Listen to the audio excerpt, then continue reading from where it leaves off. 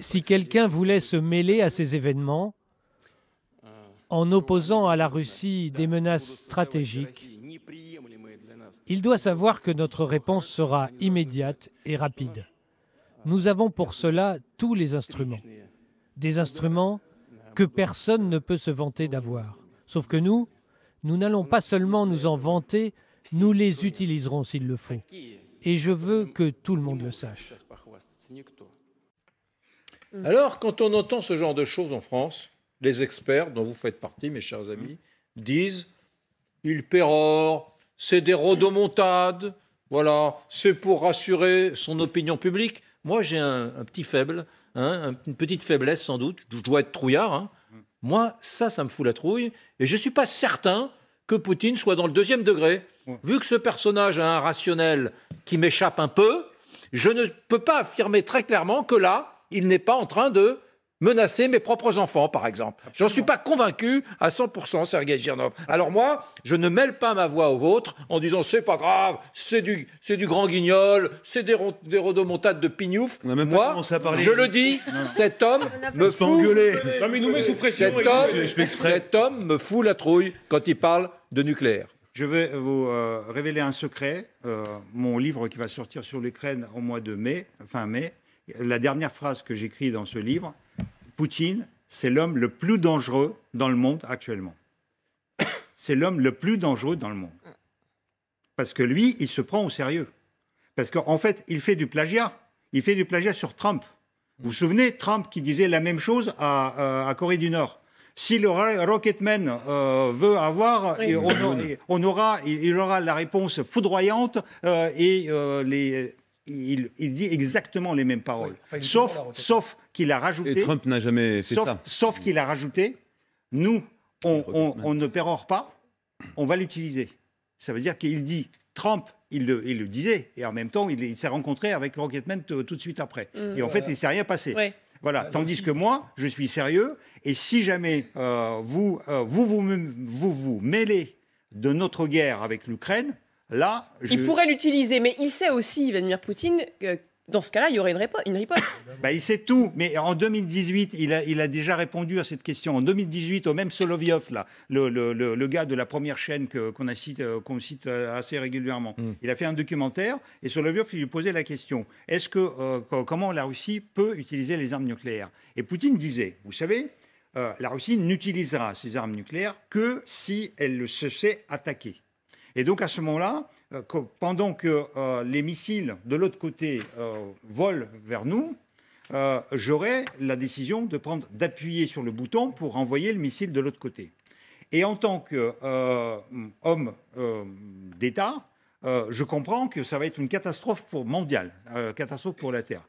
Mais en tant que Russe, je vais me dire, et ça va détruire la civilisation. Mais en tant que Russe, je me pose la question, à quoi nous sert cette terre sur laquelle il n'y a pas de Russie? On dit la même chose. Voilà.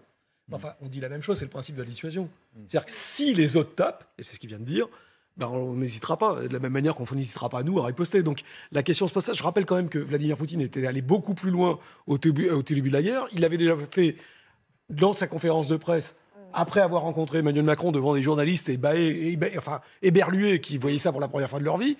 Rappelez-vous, il a fait une manœuvre avec Loukachenko la veille de l'entrée en guerre pour essayer de nous dissuader d'aider les Ukrainiens. Depuis, on les aide et ça n'a pas posé plus de problèmes que ça. On a réussi à absorber le coup.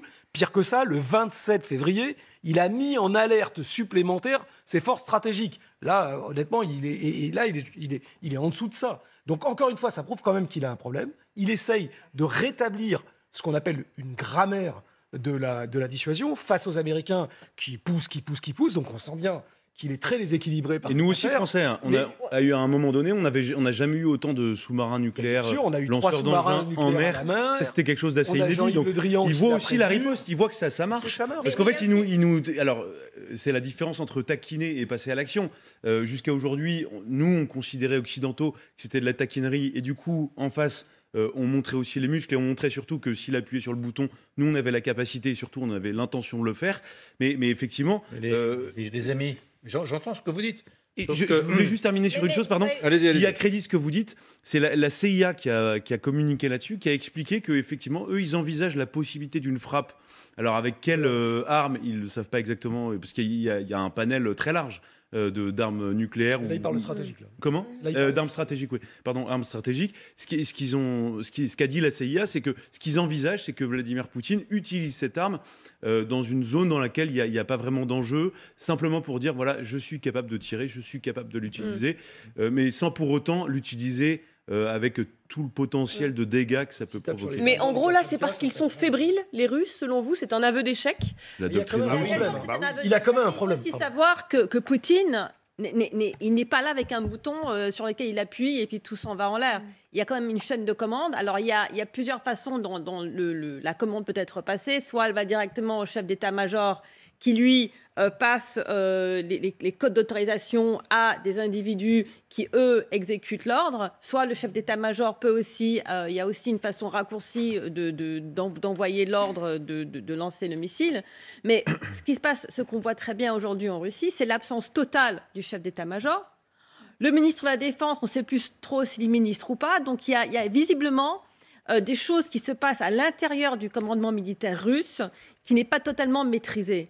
Et ça, je crois que c'est important. Et ça peut peut-être expliquer pourquoi Poutine se sent obligé de dire, voilà, je suis le plus fort, j'ai ces armes, je peux les utiliser. Mais est-ce qu'il a la capacité de faire exécuter un ordre en interne? Pour moi, ça, c'est une grosse question. Je n'ai pas la réponse, mais je crois que c'est une question sur laquelle il faut vraiment se poser. Moi, j'ai quand même un sujet. C'est que, comme disait Hubert Védrine à propos des Européens, nous sommes, nous, les gentils Européens de l'Ouest. Nous sommes des herbivores dans un monde de carnivores. Alors, je sais, il y a en ce moment 3 ou 4 sous-marins nucléaires lanceurs d'engins français dans les océans qui peuvent lâcher leurs ogives nucléaires. Hein, c'est la France, oui, bien sûr. C'est la France, c'est pas l'Europe. Bon, très bien. Mais la différence, je suis désolé, nous sommes des gens sophistiqués. Nous avons des raisonnements d'humanistes, de démocrates et d'humanistes. Je ne suis pas certain que la façon de raisonner dans l'exécutif à Moscou en ce moment soit aussi belle et généreuse, même si nous ne sommes pas parfaits. Ils rasent des villes en Ukraine. Même si nous ne sommes pas bien sûr, Eric, en France, je ne sais pas. Il me semble qu'un chef d'État français, quel qu'il soit, avant d'appuyer sur le bouton, penserait aux enfants, aux bébés, aux femmes, à tout le monde, à la civilisation. Voilà. Et je ne suis pas certain qu'il y ait aujourd'hui, chez les Russes, les mêmes... Vous avez sans doute raison. La question de fond, en fait, c'est celle de la co-belligérance. En fait, là, pourquoi est-ce qu'ils menacent à ce point? C'est parce qu'ils voient bien qu'en fait, la posture des pays européens a complètement évolué en l'espace d'un mois et demi à l'égard par rapport au conflit ukrainien. Souvenez-vous les déclarations de la France, même de quasiment tous les pays de l'Union européenne au début du conflit. Nous, on apportait simplement du riz et des nouilles et on voulait surtout pas mettre nos mains dans le conflit. Aujourd'hui, on se rend compte, regardez la France, nous, on n'était pas un des pays les plus offensifs sur cette question-là. Eh bien, on apporte quand même des canons César. On forme... Comment? En communication. En communication. On n'était pas très communicants sur ce qu'on faisait. Oui, pardon. Bon, après, la période... Et Didier, lui, savait. Et après, globalement, quand on regarde par rapport à ce que donnent d'autres pays, on n'est pas non plus dans le haut du classement. Matériel. Oui. Mais quand on voit qu'aujourd'hui, on forme des soldats ukrainiens à utiliser des canons qu'on leur prête, là, pour le coup, effectivement, ça rejoint ce que disait Renaud Pilet tout à l'heure. C'est assumé. Alors, c'est assumé et en même temps non, parce que la France continue de dire non, nous, on n'est pas dans le conflit. Mais alors, quelle est la limite, justement? Poutine, ce qu'il souhaite faire, c'est qu'on sorte beaucoup plus clairement, c'est qu'on apparaisse beaucoup plus clairement. Quelle est la limite que se fixe Sergueï Girnov, Vladimir Poutine, quand il dit voilà, si vous intervenez, vous verrez la réponse que je vous enverrai. On intervient déjà d'une certaine manière. Quelle est la limite, selon vous, qui se fixe? Je crois qu'en fait, il a peur de perdre cette guerre. Il a peur de perdre cette guerre. Il a compris qu'il a perdu déjà à Kiev, qu'il a perdu à Tcherniv, qu'il a perdu avec le croiseur Moskva. Il est en échec sur le terrain. Qu'il est en échec sur le terrain et que les Ukrainiens commencent à recevoir les armements lourds qui vont leur permettre peut-être de gagner cette guerre. D'ailleurs, les Américains l'ont dit, le ministre de la Défense américain a dit clairement que les Ukrainiens pouvaient parfaitement gagner cette guerre. Et qu'ils ne les laisseront pas tomber jusqu'au bout. Et c'est là où Poutine a compris qu'au niveau conventionnel, il n'a pas de ressources, il n'arrive pas à avoir des personnels pour changer, il a du mal à remplacer les chars, les anciens, les vieux chars qui étaient massacrés par les Ukrainiens, plus de 800 chars, plus de 2000 blindés par les Ukrainiens. Donc il y a eu des pertes énormes, 150 800 chars russes détruits. Oui. Et 2000 blindés russes. Plus de 2000. Plus de 2000 blindés russes, c'est-à-dire des véhicules qui ne sont pas des chars. 150 avions, 180 hélicoptères, et j'en passe. Et presque au-delà de 20 000 pardon, mais on va la refaire, la liste, parce qu'elle est intéressante. Je n'avais pas cette notion. Vous avez dit donc les chars. Plus de 800. Plus de 800 chars détruits par les Ukrainiens. C'est ça. Plus de 2000 véhicules blindés non chars. Voilà. Oui. Hélicoptères 180. 180, c'est énorme. Les avions 150. Et 20 000 au minimum pertes de troupes. 20 000 morts. Non, déjà 22 400. Moi, j'ai tous les chiffres exacts aujourd'hui. 180 avions, 185 avions, 155 hélicoptères, 939 tanks, chars, 421 systèmes d'artillerie. Ensuite, vous avez 4 mobiles SRBM. Quelle est votre source? Ça, c'est les sources, l'état-major ukrainien, oui, qui sort tous les jours. On a les chiffres, quand même. Et pour ajouter le dernier chiffre, quand il y a 20 000 morts, il y a au moins 3 fois plus de blessés. Ça veut dire qu'il y a au moins 60 000 blessés. Ça veut dire que sur les 150 000 qui étaient amassés sur les frontières, il a perdu quasiment juste la moitié. Un tout petit point avec Didier François. Juste un tout petit point. Aujourd'hui ou hier, les Russes ont dit qu'ils avaient détruit beaucoup d'armes européennes, de dispositifs, de chars, etc. européens qui avaient été stockés quelque part en Ukraine, et quand les Russes étaient très fiers de dire qu'ils avaient détruit des entrepôts. Où étaient ces armes? Ça semble vrai, pas vrai? Alors, je pense que c'est ce qu'ils appellent un Battle Damage Assessment, donc un bilan d'action du bombardement. Vous vous rappelez qu'ils ont fait sur l'aéroport militaire d'Odessa, où par ailleurs un enfant a été tué dans ce bombardement, quand même. Donc c'est ça qu'ils voulaient dire. Après, honnêtement, les Ukrainiens ne communiquent pas là-dessus. Donc ils communiquent beaucoup sur ce qu'ils ont cassé aux Russes, mais jamais sur mais ce qui est logique, hein, ça fait partie des règles du jeu. Donc on peut penser que les Russes ont quand même perdu beaucoup. Je suis pas certain.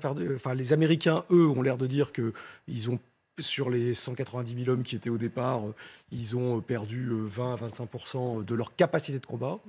C'est le dernier briefing du département de la Défense en off qui est publié dans la presse américaine. C'est très difficile à ce stade de savoir sur le nombre de tués au combat. De la même manière qu'il est très difficile de savoir le nombre exact. Quand on sait aujourd'hui, quand on voit ce que dit Poutine, c'est quelque part, il confirme ces pertes énormes, il confirme aussi la situation de l'échec, parce qu'il ne sait plus quoi sortir comme menace, parce qu'il voit que les menaces d'avant ne marchent pas, il voit que les Européens se rebellent, déjà les Européens tendres et compliqués dans leur réflexion, ils commencent à se rebeller, mais il y a les Américains qui sont beaucoup plus bruts dans leur approche, parce que qu'est-ce qu'il y avait... Le ministre de la Défense américain qui est venu avec Blinken à Kiev. Il y avait une rencontre très importante. Et après, à la suite, à la frontière polonaise et ukrainienne, il a donné une conférence de presse où il a dit clairement que la Russie a perdu la bataille de Kiev. La Russie est en train de perdre la bataille d'Ukraine.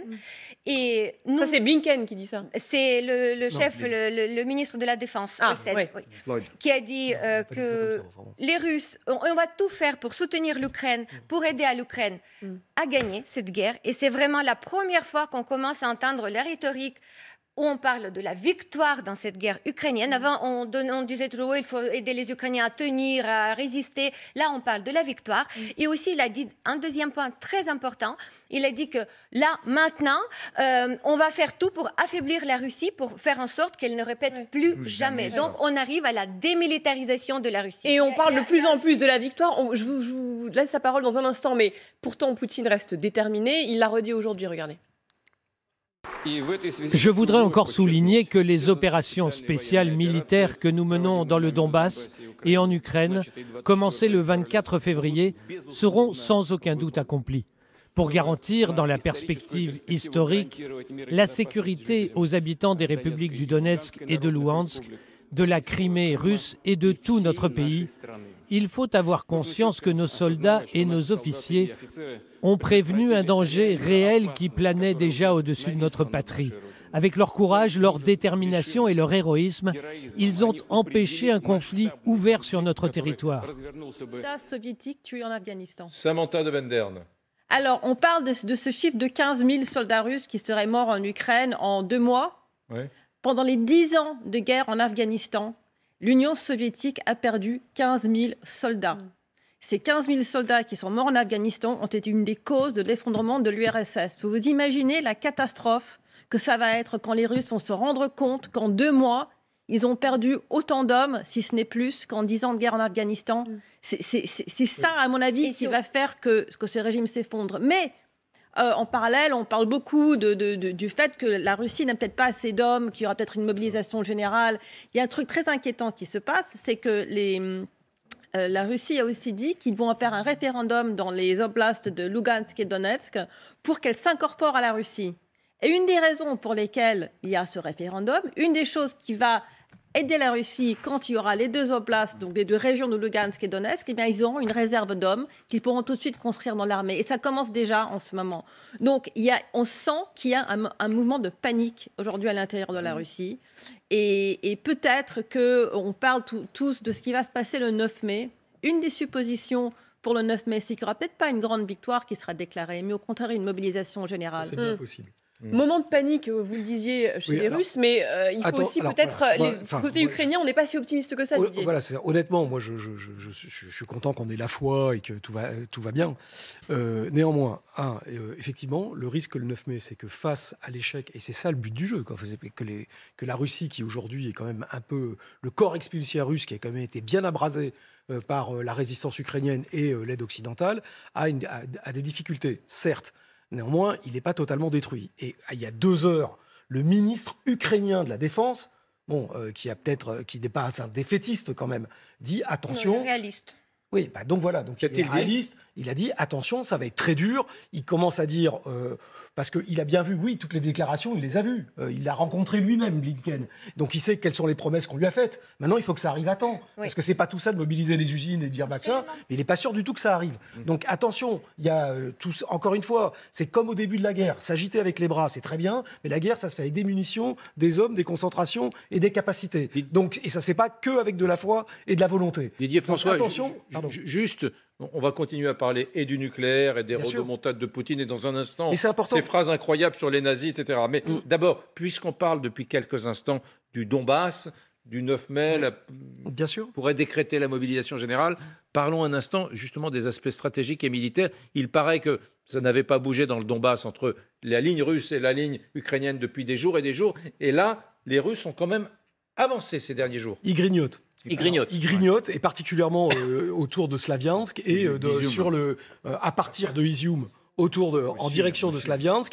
Il y a aujourd'hui une bataille très importante sur une ville qui s'appelle Liman, qui est un gros nœud ferroviaire, qui est extrêmement important parce que ça leur permettrait d'avoir de la logistique.